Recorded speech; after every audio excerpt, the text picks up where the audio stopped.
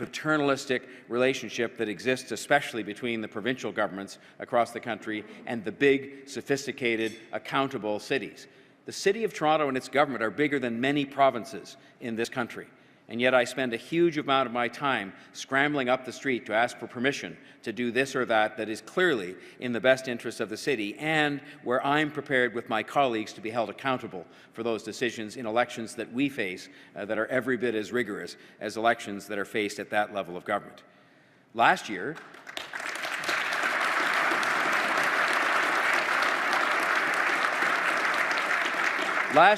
the City of Toronto tried to take some responsibility for correcting this balance. We tried to take some responsibility ourselves for that. We put forward our own plan to raise revenue and invest in our city's needs, a plan to build, and an honest plan to pay for that building, an honest plan to pay for that building, because I was prepared to stand up and my colleagues stood with me to say, let's be honest with people. If we want to build transit, if we want to fix housing, if we want to provide for the needs of our citizens, 33 councillors representing diverse neighbourhoods from across Toronto and from all ends of the political spectrum voted in favour of road tolls and of a hotel tax and the end to our city's outdated vacant property rebate, a very rare 80% consensus of the city councillors voting that day, and it's especially rare when it comes to revenue measures. Once, about a couple of years ago, before my time as mayor, they spent a whole day debating various revenue measures that could be undertaken to address precisely what I'm talking about, and had the raw courage to vote down all 11 and opt for none. This plan would have helped us to address not only our ongoing operating pressures, while also giving us a source of revenue to leverage for investment in large-scale capital projects such as transit and housing. But as you know, our request to introduce tolls under the City of Toronto Act was denied by the province of Ontario. Our hands have been tied, but our needs have not been met. And so we expect more. A city that generates so much economic prosperity for our country and for our province, especially when it is denied the opportunity to address its own finances, cannot continue to receive so little investment in return. Toronto is home to nearly 3 million people. We are the corporate and innovation headquarters of our country. We have millions of transit riders every day. I've said before, when people say, well, you're asking for special treatment for Toronto, I'll say no. I'm prepared to be treated the same as any other city in Canada that has millions of transit riders every single day. And I'll be treated the same as any other city in Canada that has 58,000 units in its housing corporation, the second largest landlord of its kind in North America. Our residents are creating jobs and industries. They're curing diseases. They're excelling in the arts. They're helping solve problems to the benefit of our country and our province as a whole. Our city is among the most admired and livable in Canada because people have made those investments over time and taken those decisions. And we are Canada's champion. We are Canada's champion. We continue to attract from around the world, as you know, whether it's in healthcare or technology or education or anywhere else, the best and the brightest from around the world. This is a place that is a magnet for talent and for job creators and risk takers to come here and create wealth in our country for the benefit of the whole world, but certainly for the benefit of Ontario and of Canada. In this year's federal budget, I believe the Prime Minister and his team will announce funding for the second phase of its national infrastructure program, and that funding and the way it's done will demonstrate an understanding that Canada cannot succeed without the success of its cities, in which 80% of Canadians live. The Prime Minister knows that investing in cities like Toronto and Vancouver and Montreal and Edmonton and Calgary will benefit our entire nation and people who live in every corner of this country. But even federal government money and understanding are not enough on their own. When the second phase of these investments are announced by the federal government, I believe very strongly that the provincial governments must be held to account, all of them, including Ontario.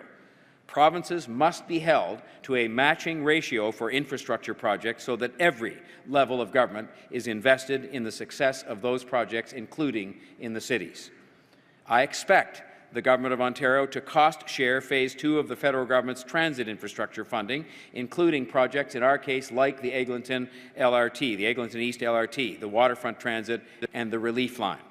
I also expect the province to cost-share long overdue investments in social housing, including the staggering repair backlog of Toronto Community Housing, which houses some of our most vulnerable residents. And so far, that repair bill has been addressed largely by the City of Toronto taxpayers alone. And so you know the scale of our investment out of city funds this year. The number will be $250 million in those repairs, borne alone, virtually alone, by city taxpayers. I would also expect the province would contribute land for affordable housing so that we can create more options for young people, so in turn they can continue to build their lives and their careers here in the City of Toronto. And the province must also commit to helping us pay for two of the region's key transportation corridors, the Don Valley Parkway and the Gardiner Expressway, which currently are 100% funded by City of Toronto residents. These roads were downloaded to the city many years ago. If it was important to protect 905 residents by denying tolls, then I believe it is important for the province to help fund those roads which are used by so many 905 residents. That was part of the thinking behind the road tolls. It is a user fee, which I think in many, many cases is a fair way to help finance things. But in this case, there were also many of the people using those roads which were paid for by City of Toronto taxpayers and to which those people from 905, with the greatest of respect, did not make any financial contribution. These, as we all know, are regional roads, not city roads, and they should be treated accordingly by other governments in this region and in this province. I would say to you, ladies and gentlemen, very simply put, it is time for political fears, because let's not make any mistake about it. What stops people from acknowledging the importance of the City of Toronto to the economy of this province, the importance of investing in the City of Toronto for the benefit of the province of Ontario, the fact that Toronto's problems are deeper and more complex because of the size and scale of the city, what stops that is a political fear of looking like you're doing too much, quote unquote, for Toronto. And I think it is time for those fears to be set aside, especially by the province of Ontario, and replaced by bold, honest acknowledgement of the special role and the huge economic importance of Toronto to the province of Ontario and to all of Canada. I know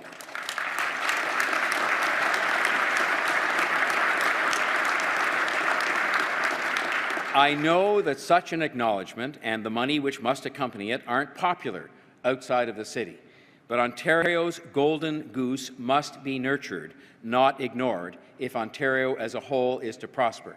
And I think that you could get up easily with a little bit of courage and a little bit of forthrightness and talk about the fact that these investments in Toronto will pay big dividends to all of Ontario and finance activities, as Toronto presently does for lots of people in other parts of this province and other parts of this country.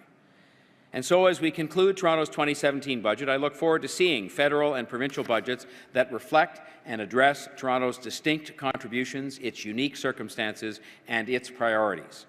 Toronto represents a huge opportunity for Ontario and for Canada right now. Right now, we're at a moment in time where the world is watching the way we live here together, which is different. We are telling a different story about how things can be done in terms of how we live together and celebrate each other's differences and take this amazing mosaic of people from around the world, and instead of finding out or determining what divides us, we determine how those differences can benefit us, how we can learn from each other, how we can take the sum of the parts and make it more than just what simple addition would make it. Uncertainty and anxiety in many corners of the world make locating in Toronto, a true global metropolis, a real option for many talented risk-takers and thinkers and job creators. Let's not blow it by letting small ball politics get in the way of big global thinking for Toronto. Let's not leave ourselves open to the divisions and the polarizations we see elsewhere because people conclude that the biggest and more remote of governments don't really understand their needs in their communities, including big communities like the City of Toronto, needs like transit and needs like housing and needs like childcare. Toronto is a city that has rejected and will continue to reject this approach that creates the seeds and lays the seeds for division. I am a mayor who has rejected this approach that relies on or tries to in any way nurture or foment division. I do not believe this city benefits from rhetoric that pits people against each other or which undermines Toronto's potential for greatness. I believe that we must concentrate instead on city building and on moving forward together as one Toronto, where we forget about the old debates of the past that happened not very long ago, like how about 2.5 years ago, where you were pitting Scarborough against downtown or North York against Etobicoke. There is no place for that. That is not going to move us forward.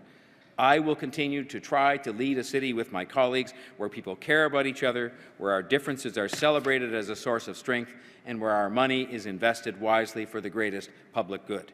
And I look forward, with my fellow councillors and with all levels of government, to achieve what is best for Toronto, because I honestly believe in my heart, and I know you can discount for the fact there's a bias because I'm a lifelong Torontonian and its mayor, but I honestly believe that as Toronto thrives and grows and sets an example for the world, that is good for Ontario and that is good for Canada. And I am all about building up Ontario and building up Canada through doing what I can together with all of you to build up Toronto. Thank you very much for your attention.